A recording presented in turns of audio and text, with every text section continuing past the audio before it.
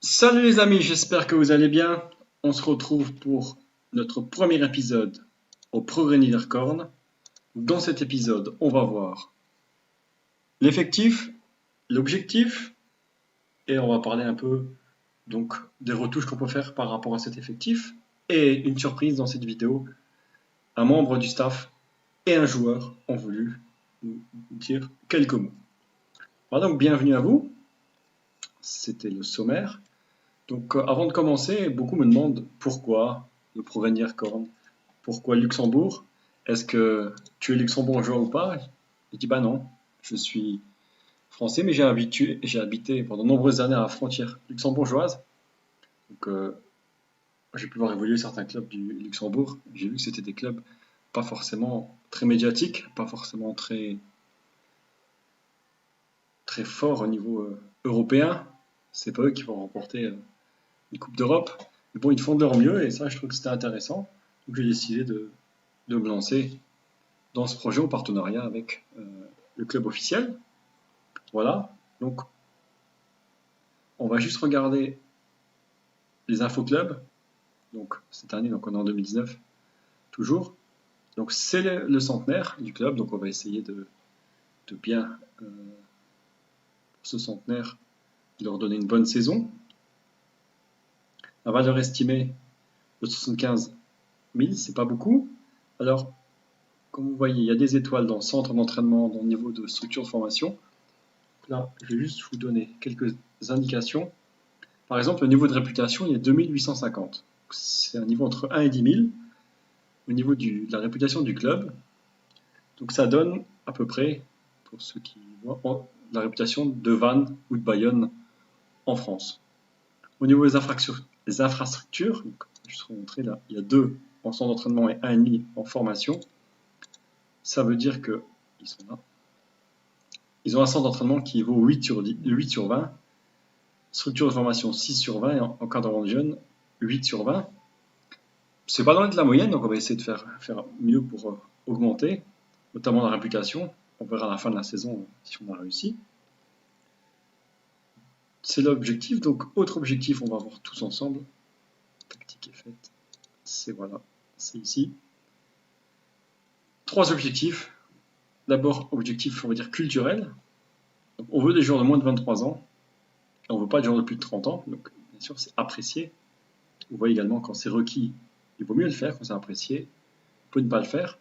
Donc des joueurs de 23 ans c'est bien, comme ça on peut les former, et après, c'est bien précisé, pourcentage significatif. On peut également les revendre, comme c'était le cas cette année, par exemple, de Sébastien Thiel parti en Russie, et l'année dernière d'un autre joueur dont le nom m'échappe maintenant, parti en Turquie, en Russie. Donc les joueurs de 30 ans, c'est bien pour l'expérience, mais c'est vrai que à moyen terme, c'est un peu moins bien. Deuxième point, rester dans le budget. Donc notre budget, on va aller voir tout de suite. Voilà. On a 800 000 au départ. On a seulement 46 000 de budget salarial, sachant qu'on a déjà 34 000, donc on n'a que 12 000 de budget et 260 000 à peu près en budget transfert. C'est beaucoup et pas beaucoup. Et après, on a 3 objectifs.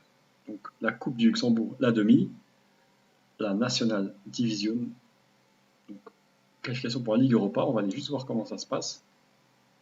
Donc il y a 14 clubs. Normalement, il y en a 16.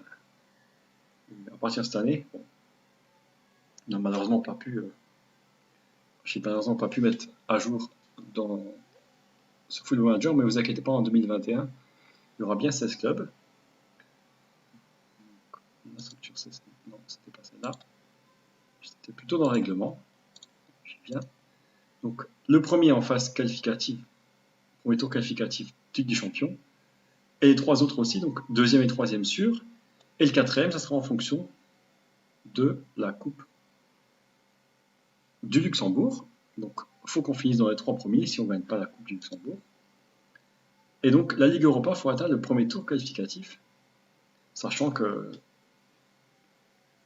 le Progrès est un habitué des tours qualificatifs. Donc là, dans cette année, on commencera au tour préliminaire, ce qui n'est pas le cas cette année. Donc, en même temps, ils sont déjà au deuxième tour cette année, ils vont essayer de faire mieux. Et nous aussi. Donc, objectif prochain tour, sachant que le tour préliminaire, est-ce que je peux avoir... Ah, c'est pas celle-là. Voilà, c'est celle-ci. Donc, il y a 14 équipes, 7 non têtes de série, 7 têtes de série. Nous, on est têtes de série. On aura l'avantage d'affronter soit un des clubs d'Andorre, soit du Pays de Galles, soit de Gibraltar, soit de Saint-Marin. Le tour préliminaire devrait aller. Après, ça sera une autre paire de manches. Voilà, ça c'est les objectifs. On va bien sûr les accepter. Voilà, donc on a encore des joueurs en sélection. Les joueurs en sélection, on va les regarder. Donc on a 3 joueurs prêtés et un joueur qui nous est prêté. Voilà, je vous ai mis la composition qui devrait être sur mon équipe type. Alors, regardez bien, donc n'hésitez pas à me dire dans les commentaires si vous connaissez ou pas des joueurs. Donc en même temps, on va les mettre peut-être pas par valeur. On va les mettre comme ça. Donc, on va commencer. On va pas tout regarder les joueurs, je ferai sûrement une vidéo pour voir chaque joueur. Donc par contre, on commence par les gardiens. Donc Kevin Sommer, il n'est pas forcément connu, sauf pour les joueurs de Football Manager, donc ceux qui ont pu participer à le tournoi Manager Online. Il était dans le groupe des, je sais plus, c'est 25 ou 30 joueurs à prendre. Donc il est connu des joueurs de Football Manager. Donc on va faire dans l'ordre certains joueurs. Adrien Ferrino, qui lui a été formé au FCMS. Donc le progrès récupère beaucoup de joueurs formés, notamment au FCMS, qui n'ont pas leur chance et qui finalement peuvent aller tenter leur chance au Luxembourg. Donc on a Metin Carrière, qu'on pourra couvrir un petit peu après. Autre également joueur qui est formé au club, on va aller voir les attaquants. Florik Chala, Ferrino, on a vu, et Belmin Muratovic, également formé au FCMS. Un joueur qui vient d'arriver cette année, qui pourrait également être un bon joueur. Je vais peut-être mettre par contre alphabétique, ça sera plus facile pour moi. Donc, Riyad Abbas, 21 ans, qui lui a joué était formé à Lille et qui a joué à Créteil l'année dernière. Donc il y a Laterza qui est également à ses débuts à Sedan. Et Yannick Bastos, à ne pas confondre avec son homonyme brésilien, lui, a joué à Fulham. 2 joueurs que vous connaissez peut-être, donc on va le retrouver dans l'autre sens, c'est plus facile. Donc Janic qui joue dans l'équipe du Luxembourg toujours, et qui lui,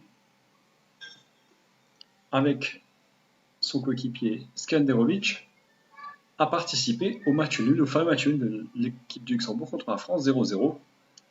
Si on se rappelle, c'était vraiment un exploit du Luxembourg.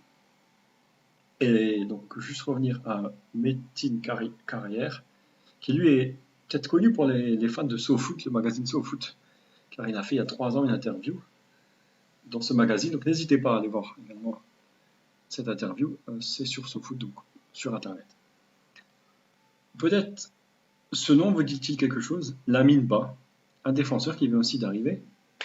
Il a été finaliste il y a 4 ans de la Young League avec le Paris Saint-Germain, donc formé au PSG.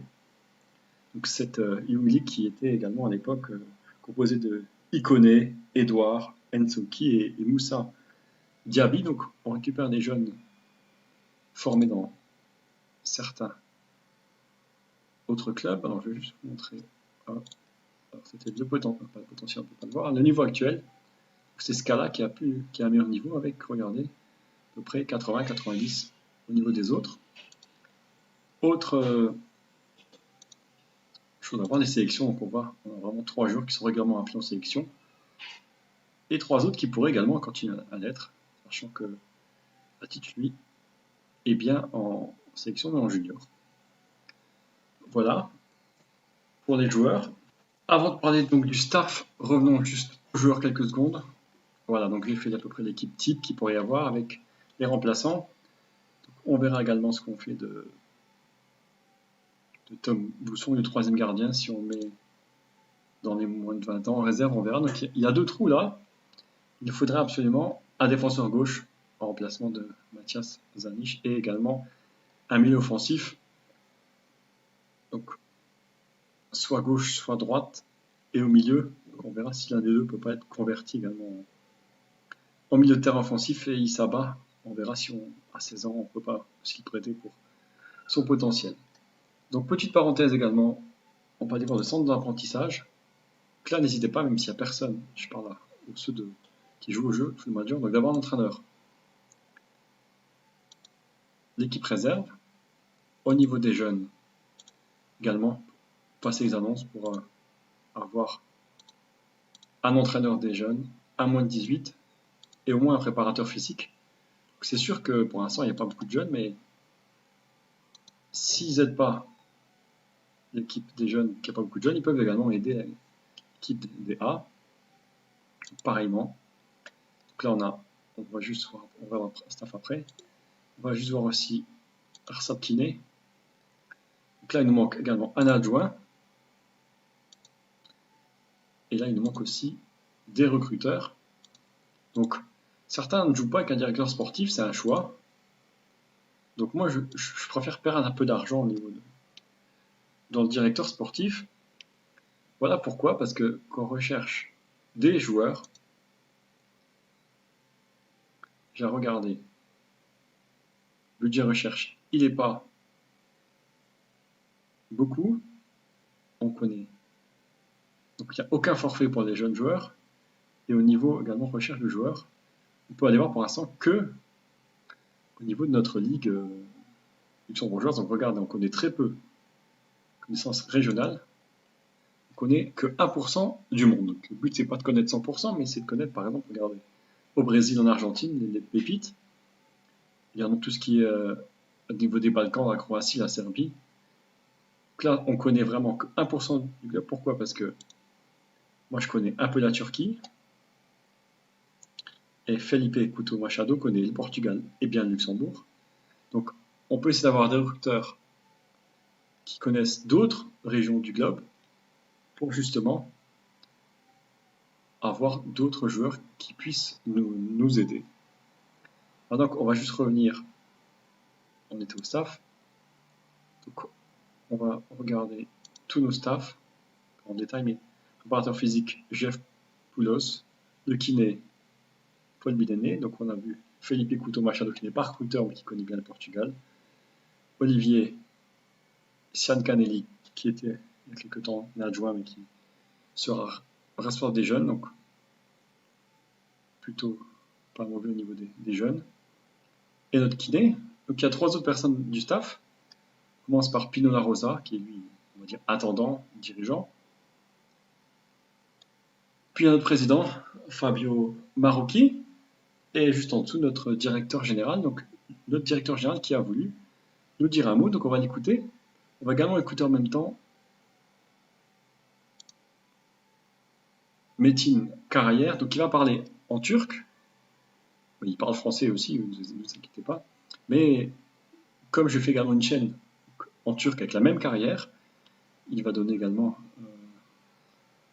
il va vous donner des encouragements, en turc pour que les auditeurs turcs comprennent aussi. Donc on va écouter Metin Karayer en turc, ça sera traduit en dessous, et notre directeur sportif Thomas Guillaume.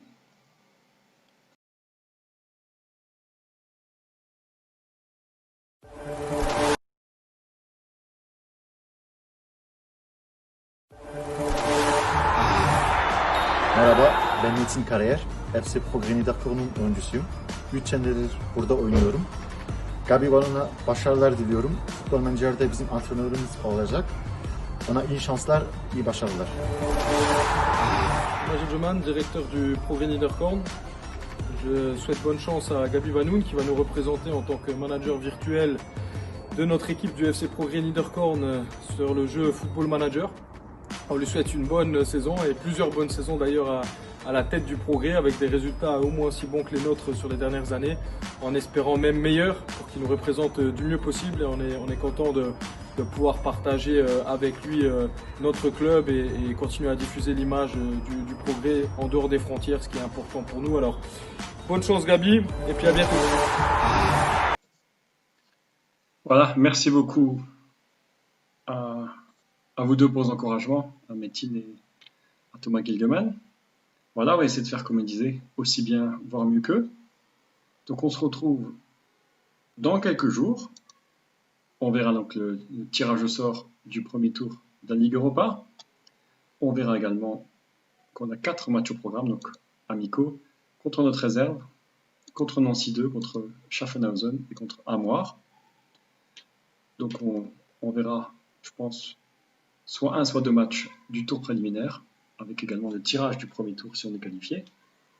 Voilà, n'hésitez pas à me poser des questions, n'hésitez pas à liker, à partager, à commenter. Alors, vous savez que l'aventure continue, donc abonnez-vous, likez. Voilà. Merci à vous de m'avoir suivi et on se retrouve dans quelques jours. Bye bye.